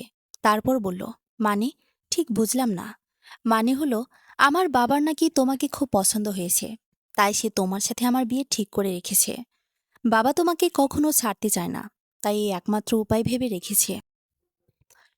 নীল একদম তাজ্জব মেরে আছে। ইরা আবার বলল, কিছুদিন আগে যখন একটা কাজে বাইরে গেলে, তখন আমার বাবা তোমার মা বাবার সাথে কথা বলে সব ঠিক করে রেখেছে। তবে এই কথা তোমাকে বলতে নিষেধ করেছে। নীল শুধু হাঁ করে সব শুনছে। সবকিছু কেমন যেন স্বপ্নের মতো মনে হচ্ছে। এ যেন মেঘনা চাইতে বৃষ্টি। নীলকে চুপ থাকতে দেখে ইরা বলল, এভাবে হাঁ করে আছো কেন? না মানে, এসব যে হয়েছে কেন জানি বিশ্বাস হচ্ছে না, তাই। জি। আচ্ছা এখন বলো, তুমি কাউকে পছন্দ করো? না, আমি বিয়ের ব্যাপারটা মা বাবার উপর ছেড়ে দিয়েছিলাম। ইরা দীর্ঘশ্বাস ছেড়ে বলল, যাক বাবা, বাঁচলাম। ইরার মনটা একটু খারাপ করে বলল, একটা সত্যি কথা কি জানো নীল? কি? যখন থেকে বাবা তোমার সাথে আমার বিয়ে ঠিক করে রেখেছে, তোমার ব্যাপারে সব বলেছে, তখন থেকে তোমাকে ভালোবাসতে শুরু করেছি। কারণ স্বামী হিসেবে তো তোমাকেই পাবো, তাই তোমায় ভালোবেসেছি। সত্যি বলতে, আপনাকে প্রথম দেখে আমারও অনেক ভালো লেগেছে। ইরা মুচকি হাসল। তারপর বলল, আজ থেকে আর কোনো রকম আপনি করে বলা চলবে না, বুঝেছ মিস্টার? জি।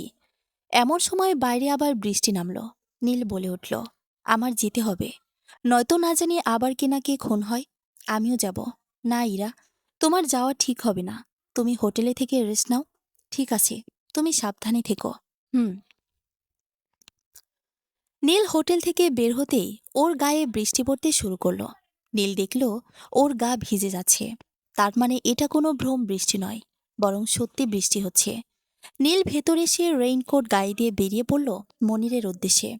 আকলিমা আর ওর হাজবেন্ড মিরাজ শুয়ে আছে। বাইরে প্রচুর বৃষ্টি হচ্ছে। এমন সময় হঠাৎ দরজায় কেউ কড়া নাড়ল। আকলিমা তৎক্ষণাৎ উঠে বসল। তারপর বলল, কে? আকলিমা বাবার কণ্ঠে জবাব এলো, মা, দরজা খোল। আমি। বাবা, তুমি এত রাতে? তোর সাথে খুব জরুরি দরকার আছে, তাই আমি এত রাতে এলাম। এই কথা শুনে আকলিমা দরজা খুলতে যাবে, তখনই মিরাজ বাধা দিয়ে বলল, একদম দরজা খুলবে না। আমি নিশ্চিত এটা তোমার বাবা না। পাগল নাকি? কণ্ঠ শুনে কি বুঝতে পারছো না নাকি? তুমি কি গ্রামের পরিস্থিতি ভুলে গেলে? আমি আগে পুলিশকে ফোন করব, তারপর তারা এলে তবে আমরা দরজা খুলব, এর আগে নয়। এই বলে মিরাজ পুলিশকে ফোন করল। মনির আর নীল এই কেসের ব্যাপারে কথা বলছে। এমন সময় মনিরের ফোন বেজে উঠল। মনির ফোন রিসিভ করল, তারপর শুধু বলল, আমরা এক্ষুনি আসছি। আপনি দরজা খুলবেন না। মনির ফোন রেখে নীলকে বলল, তাড়াতাড়ি আমাদের যেতে হবে। কে ফোন করেছিল? চলো, যেতে যেতে বলছি। একটু বাদে কয়েকজন পুলিশসহ মনির আর নীল মিরাজের বাসার সামনে আসলো। মিরাজের দরজার সামনে এক লোক দাঁড়িয়ে আছে, তার পা মাটি থেকে কিছুটা ওপরে ভাসছে। এই দৃশ্যটি মনিরের চোখ এড়াল না। নীল বলে উঠল, কে তুমি? তখন সে ঘুরে নীলের দিকে তাকিয়ে বাঁকা ঠোঁটে হাসল আর অদৃশ্য হয়ে গেল। মনির গিয়ে মিরাজের দরজায় নক করল। বেশ কিছু সময় ডাকাডাকি পর ওরা দরজা খুলল। সবাই ঠিকই আছে। এরা নিজের রুমে শুয়ে আছে। এমন সময় দরজায় কেউ নক করল। এরা ভাবল হয়তো হোটেলের কেউ বা নীল এসেছে। তাই ইরা কিছু না ভেবে দরজা খুলে দেখল নীল দাঁড়িয়ে আছে। ইরা হাসি মুখে বলল, এসেছ? আমি আরও তোমার কথাই ভাবছিলাম। এসেছি, কিন্তু আবার যেতে হবে। সঙ্গে তোমাকেও যেতে হবে। কোথায়? মনির স্যার ডেকেছে, জরুরি দরকার। আচ্ছা ঠিক আছে। ইরা ওর রেইনকোট গায়ে দিয়ে নীলের সাথে বেরিয়ে পড়ল। নীল ইরাকে নিয়ে জঙ্গলের দিকে যাচ্ছে। বাইরে বেশ ভালোই বৃষ্টি পড়ছে। এমন সময় হঠাৎ ইরার ফোন বেজে উঠল। ইরা ভেতরের পকেট থেকে ফোন বের করে দেখল নীলের নাম্বার থেকে কল এসেছে। ইরা বেশ অবাক হয়ে গেল, কারণ নীল তো ওর সঙ্গে। তাহলে নীলের নাম্বার থেকে কল আসলো কিভাবে? ইরা নীলকে জিজ্ঞেস করল, তোমার ফোন কোথায় নীল? নীল কোনো কথা না বলেই চুপ করে আছে। তা দেখে ইরা বলল, কি হলো নীল, কথা বলছো না কেন? নীল এবারও চুপ। একের পর এক ফোন বেজে যাচ্ছে। ইরা ফোন রিসিভ করতেই নীল বলে উঠল, ইরা, তুমি কোথায়? কোথায় মানে? আমি তো তোমার সাথে জঙ্গলের দিকে আছি। তুমি কোথায়? আমি মনির স্যারের সাথে আছি। তুমি মনির স্যারের সাথে থাকলে তাহলে আমার সাথে এটাকে? নীলের এবার বুঝতে বাকি রইল না কি হতে চলেছে। এমন সময় নীলের গাড়ির মধ্যে দেখা স্বপ্নের কথা মনে পড়ল। আজ বৃষ্টি হচ্ছে। স্বপ্নে দেখা লাল জামাটার মতো জামা ইরা পড়েছে। স্বপ্নে এরা জঙ্গলের কাছে পড়েছিল। এখনও সে জঙ্গলের কাছে রয়েছে। তবে কি স্বপ্ন সত্যি হতে যাচ্ছে? নীল মনিরকে বলল, স্যার, তাড়াতাড়ি জঙ্গলের দিকে চলুন, এরা বিপদে পড়েছে। এটা বলে নীর দৌড়ে যেতে লাগল। দৌড়াতে গিয়ে কাঁধার মধ্যে বেশ কয়েকবার পড়ে গেল। এরা ঘুরে ওর সাথে থাকা নীলের দিকে তাকাল। নীলের শরীর পাল্টে যেতে শুরু করল। মুহূর্তেই নীলের চেহারা পাল্টে ভয়ানক এক পিশাচের রূপ নিল। সারা শরীর কালো চাদরে আবৃত। চোখ থেকে নীলাভ আলো ঠিকরে পড়ছে। রক্তমাখা বিশ্রী দাঁত। এটা দেখে ইরা ভয়ে কয়েক পা পিছনে সরে গেল। পিশাচটি ইরার দিকে এগিয়ে আসছে। ইরা দৌড়ে পালাতে যাবে, কিন্তু এ কি, ওর পা তো নড়ছে না। মনে হচ্ছে ওর পা দুটো পাথর হয়ে মাটির সাথে বসে গেছে। পিশাচটি এগিয়ে এসেই ইরার গলা চেপে ধরল। পিশাচটির ধারালো নখ ইরার গলায় বসে গিয়ে গলগল করে রক্ত বের হতে লাগল। আর এক হাত ইরার দিকে এগিয়ে নিয়ে যাচ্ছে। এমন সময় সে পিশাচ ভয়ঙ্কর চিৎকার করে উঠে অদৃশ্য হয়ে গেল। ইরা মাটিতে পড়ে গেল। নীল পিশাচটির পিঠে ইরার দেওয়া খঞ্জর ঢুকিয়ে দিয়েছে, যে কারণে সে আহত অবস্থায় অদৃশ্য হয়ে গেছে। নীলে সে ইরাকে ধরল। ইরা গলা থেকে বেশ ভালোই রক্ত বের হচ্ছে। নীল বলতে লাগল, ইরা, তুমি ঠিক আছো? ইরা কোনো কথা বলতে পারছে না। একবার নীলের দিকে তাকিয়ে চোখ বুজে ফেলল। নীল আর এক মুহূর্ত দেরি করল না। মনিরের সাহায্য নিয়ে ইরাকে কাছের হাসপাতালে নিয়ে গেল। ডাক্তার ইরাকে দেখে জানালো, আর একটু গভীর ক্ষতি হলে হয়তো ইরা বেশ বড় ধরনের ক্ষতি হয়ে যেত। এখন আর ভয় নেই, ঠিক হয়ে যাবে। এই কথা শুনে নীল স্বস্তির নিঃশ্বাস ফেলল। মনি নীলের কাছে এসে বলল, যত দ্রুত সম্ভব এই কেস শেষ করতে হবে, কারণ আমার উপর থেকে আমায় চাপ দিচ্ছে। সব শেষ করব, চিন্তা করবেন না। আর কেউ মারা যাবার আগেই এটা শেষ করতে হবে যে করেই হোক। আমি গেলাম, তুমি সাবধানে থেকো। ঠিক আছে। মনির চলে গেল। নীল ইরার কাছে গিয়ে দেখল ইরা ঘুমিয়ে আছে। ইরার গলায় ব্যান্ডেজ করা। নীল মুগ্ধ নয়নে ইরার দিকে তাকিয়ে আছে। ইরার ঘুমন্ত চেহারাটা অনেক মায়াবী লাগছে নীলের কাছে। নীল ইরার কাছে এগিয়ে গিয়ে ওর চুলে হাত বুলিয়ে দিল। নীল ইরার কপালে চুমো দিতে গিয়ে থেমে গেল। মনে মনে বলতে লাগলো, এটা কি করছি আমি? তার সাথে তো আমার এখনো এরকম কোনো সম্পর্ক হয়নি। তাহলে কেন এটা করছি? এটার মানে হলো মেয়েটার অসহায়ত্বের সুযোগ নেওয়া। নীল ইরার সামনে থেকে সরে এলো। ইরার বেডের কাছে চেয়ার ছিল। নীল চেয়ার টেনে সেখানে বসে রইল।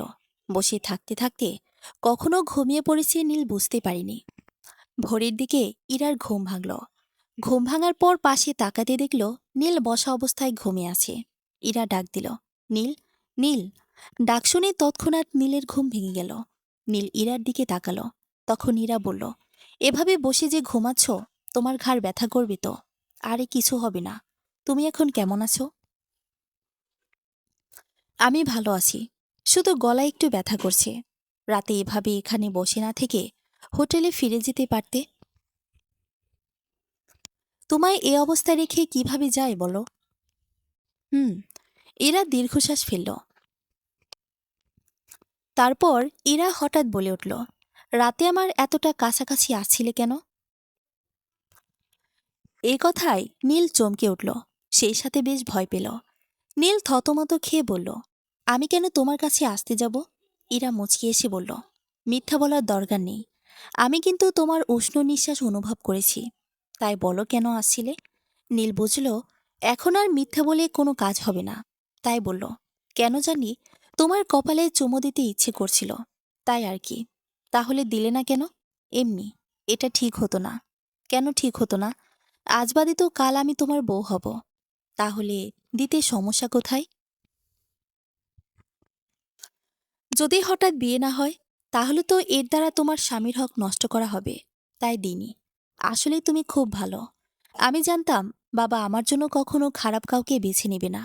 তাই বিয়ের ব্যাপারটা বাবা মার উপর ছেড়ে দিয়েছি। এখন পর্যন্ত কোনো রিলেশন করিনি। বুঝতে পেরেছি। তবে বিয়ের পর যদি আজকের মতো এমনটা করো, তাহলে পিটিয়ে তক্তা বানিয়ে দেব। আগে বিয়েটা হোক, তারপর দেখবে তোমার জুনিয়র বরটা কি করে। ইরা হেসে উঠল। সকাল 10টা নাগাদ ইরাকে হাসপাতাল থেকে ছেড়ে দিল। তাই ওর আবার হোটেলে ফিরে এলো। নীল ইরাকে বলল, ইরা, তুমি না হয় বাসায় ফিরে যাও। এখানে থাকা ঠিক হবে না। কারণ আমি চাই না তোমার কিছু হোক। আমার কিছু হবে না নীল। দুজন একসাথে এসেছি, একসাথে যাব। এমন সময় নীলের ফোন বেজে উঠল। মনির ফোন করেছে। নীল রিসিভ করতেই বলল, একটু থানায় এসো। গুরুত্বপূর্ণ কথা আছে তোমার সাথে। এক্ষুনি আসছি। নীল ইরাকে হোটেলে রেখে থানায় চলে গেল। নীল থানায় এসে মনিরকে জিজ্ঞেস করল, স্যার বলুন, কি গুরুত্বপূর্ণ কথা? ফরিদ তোমায় কিছু বলতে চায়, বলুন। ফরিদ বলতে লাগলো, কাল রাতে যখন আমি জমিদার বাড়ির সামনে ঘোরাঘুরি করছিলাম, তখন হঠাৎ সেই বাড়ির ওপর থেকে এক প্রকার কালো ধোঁয়ার কুণ্ডলি ঘুরতে দেখি। আর ভেতর থেকে অদ্ভুত রকমের কথা বলার শব্দ ভেসে আসছিল। মনে হচ্ছিল কেউ মন্ত্র পড়ছে। এটা শুনে নীল ভাবতে লাগলো, তবে কি জমিদার বাড়ির কেউ এই কাজ করেছে? নীল মনিরকে বলল, স্যার, আমি আছি। এ বলে নীল বেরিয়ে গেল। মনির ফরিদকে ইশারা করে নীলকে ফলো করার জন্য। নীল জমিদার বাড়ির সামনে চলে এলো। বাড়ির দিকে ভালোভাবে তাকালো। বাড়ির অবস্থা দেখে মনে হচ্ছে অনেকদিন যাবৎ এই বাড়ি কেউ ব্যবহার করেনি বা মেরামত করেনি। বাড়ির পেছনে ঘন জঙ্গল। বাড়ির রং লালচে হয়ে গেছে। নীল বাড়ির পেছনে চলে গেল। আর তখনই দেখল ঝোপের একপাশের মাটিতে বিশাল জায়গা জুড়ে কালো দাগ। তখন নীল ভাবতে লাগলো, এরা বলেছিল পিশাচ নির্দিষ্ট জায়গায় অবতরণ করে, আর যেখানে অবতরণ করে ওই জায়গা কালো হয়ে থাকে। এই জায়গাটাও তো কালো হয়ে আছে। তাহলে এখানে পিশাচ অবতরণ করেছে। তাই নীল ওর ব্যাগ থেকে সবুজ রঙের সাদা গুঁড়া বের করে পুরো জায়গার ওপর পিশাচকে বন্দি করার জন্য একটি তারা আঁকল। এর মাঝখানে খঞ্জর দ্বারা একটা ছোট তারা আঁকল। আর মনে মনে বলল, এবার এখানে ওই পিশাচ অবতরণ করা মাত্রই বান্ধা পড়বে আর আগুনে পড়ে শেষ হয়ে যাবে। নীল সেখান থেকে বাড়ির সামনে আসতেই রাজীবের মুখোমুখি হলো। রাজীবকে দেখে নীল হকচকিয়ে গেল। রাজীব বলল, তুমি এখানে কি করছো? কিছু না, এমনি এই বাড়ি ঘুরে দেখছিলাম। জমিদার বাড়ি কখনো দেখা হয়নি তো, তাই। মিথ্যা বলে লাভ নেই। জানতে চাও না এই পিশাচের রহস্য কি? নীল অবাক হয়ে জিজ্ঞেস করল, জানতে চাই। এসব করার পিছনের কারণ কি? তাহলে আমার সাথে ভেতরে এসো। নীল কোনো কিছু না ভেবে রাজীবের সাথে ভেতরে চলে যায়। এটা দেখে ফরিদ মনিরকে ফোন করে বলে, স্যার, তাড়াতাড়ি চলে আসুন। নীল ভেতরে গেছে, ওর বিপদ হতে পারে। তুমি ওখানেই থাকো, আমি আসছি। নীল আর রাজীব বাড়ির মাঝখানে দাঁড়িয়ে আছে। বাড়ির মাঝখান একদম ফাঁকা, আর ওপরে কোনো ছাদ নেই। নীল জিজ্ঞেস করল, এসব কে করছে আর কেন করছে আপনি কি জানেন? হুম, তাহলে বলুন, এসবের পেছনে কে আছে? তার আগে এটা বলো, তুমি যদি এখন 1 কোটি টাকা পাও তাহলে কি করবে? এ কথার উত্তরে নীল কি বলবে ভেবে পায় না। তখন রাজীব আবার বলতে থাকে, সামনে বিয়ে করতে যাচ্ছ, তখন তো তোমার টাকার অনেক দরকার। আর জীবনে টাকা ছাড়া কোনো দাম নেই। আপনি জানলেন কি করে আমি বিয়ে করতে যাচ্ছি? আমি অনেক কিছুই জানি। আর এটাও জানি তুমি ওই পেঁচাসকে মারার জন্য এখানে এসেছ। তার মানে সব আপনি করছেন? রাজীব মুচকি এসে জবাব দিল, হ্যাঁ, আমি করেছি। কিন্তু কেন? ধন সম্পদ বাবার লোভ সবারই থাকে, আর আমার বাবারও ছিল। তাই সে পিশাচ সাধনা শুরু করে। তবে কিছু পেতে গেলে কিছু দিতে হয়। তাই অধিক ধন সম্পদ পাবার জন্য মানুষের বলি দিতে হতো। তাই বাবা পিশাচ শক্তির মাধ্যমে মানুষের চোখে বৃষ্টির ভ্রম তৈরি করে যাতে কেউ বের না হয়। আর সুযোগে মানুষের আপনজনের রূপ নিয়ে মানুষকে হত্যা করতে শুরু করে। কিন্তু এক সাধুর জন্য সব নষ্ট হয়ে যায়। তাই বাবা বাধ্য হয়ে মাথা কেটে সাধুকে মেরে ফেলে। আর বাবার এই কাজ আমি শুরু করেছি। এসব বন্ধ করুন। নির্দোষ মানুষদের জান নিয়ে আপনার কি লাভ? ধন সম্পদ পাবো, এটাই আমার লাভ। আপনাকে আমি আর এটা করতে দিব না। এই জন্য বলছি তোমায়, 1 কোটি টাকা দেব, তুমি এখান থেকে চলে যাও। যাব, তবে তোমায় শেষ করে। তুই আমার কিছু করতে পারবি না, তোকে এক্ষুনি শেষ করে দিচ্ছি। মনির, আমাদের সামনে আমার লোকের কোনো ক্ষতি করতে পারবি না। নীল পেছন ঘুরে দেখল মনির, ফরিদ সহ বেশ কিছু পুলিশ রাজীবের দিকে পিস্তল তাক করে আছে। নীল মুচকি এসে রাজীবকে বলল, তোমার পিশাচও বন্দী হয়ে গেছে। সে অবতরণ করা মাত্রই ওর খেলা শেষ। সব কয়টা পাগল। আজ তোরা সবাই একসাথে মরবি আমার হাতে। আর আমার পিশাচকে মারা এত সহজ না। সে এখন আমার মধ্যে আছে। এটা বলা মাত্রই চারপাশ অন্ধকার হয়ে আসতে লাগলো। সেই সাথে শুরু হলো ঝড়ো বাতাস। রাজীবের চেহারা আস্তে আস্তে বদলে যেতে শুরু করলো। মুহূর্তে রাজীব ওর ভয়ানক পিছাসে পরিণত হয়ে গেল। মনির সহ সব কয়টা পুলিশ রাজীবকে গুলি করল, কিন্তু গুলি ওর শরীর ভেদ করে চলে গেল। বাড়ির মধ্যেকার সব জিনিস এসে সবাইকে আঘাত করতে লাগলো। চারপাশে ভয়ানক তাণ্ডব শুরু হলো। আঘাত সহ্য করতে না পেরে মাটিতে পড়ে গেল। মনির রাজীবের পেছনে পড়ে আছে। এমন সময় নীলই সবুজ গোড়া বের করে রাজীবের দিকে ছুঁড়ে মারল। আর তখন রাজীব আর্ত চিৎকার দিয়ে উঠল। সাথে আশেপাশের তাণ্ডব বন্ধ হয়ে গেল। আর তখন ছুটে এলো, নীলের বুকের উপর পা তুলে দিল। নীলের বুকে রাজীবের পায়ের নখ ঢুকে গেল। নীল চিৎকার করতে লাগলো। আর তখন মনির সেখানে পড়ে থাকা নীলের ব্যাগ থেকে ওই খঞ্চর বের করে রাজীবের পিঠে ঢুকিয়ে দিল। রাজীব ভয়ানক চিৎকার করে উঠে মাটিতে পড়ে গেল। মনির নীলকে টেনে তুলল। আর তখনই রাজীবের মুখ থেকে কালো ধোঁয়া বের হয়ে বাইরের দিকে চলে গেল। ওই ধোঁয়ার পেছন পেছন বাইরে এসে দেখল ওই ধোঁয়া কালো জায়গার ওপর পড়তেই সেখানে আগুন ধরে গেল। সেই সাথে পিশাচ মারা গেল। তখন নীল স্বস্তির নিঃশ্বাস ফেলে বলল, যাক, এবার পুরোপুরিভাবে পিশাচ বধ হলো। আর তো আসবে না, তাই না? না, শুধু রাজীবকে সামলে রাখবেন, যেন এমন কিছু করার সুযোগ না পায়। ওর ব্যবস্থা আমি করছি। হুম। মনির রাজীবকে অ্যারেস্ট করে নিয়ে এলো। নীল হোটেলে ফিরে এলো। আর সেদিন রাতেই বাড়ির উদ্দেশ্যে ইরাকে নিয়ে রওনা দিল। কেসটি সমাধান করতে পারায় মনির অনেক খুশি। নীল ইরাকে নিয়ে বাড়ির উদ্দেশ্যে রওনা দিল। গাড়ির মধ্যে ইরা নীলের কাঁধে মাথা রেখে ঘুমিয়ে আছে। নীল মুগ্ধ নয়নে ইরাকে দেখছে। অবশেষে বৃষ্টি ভেজা রাতের খুনির ঘটনা শেষ হলো। সেই সাথে শুরু নীল আর ইরার নতুন জীবনের সূচনা। সমাপ্ত।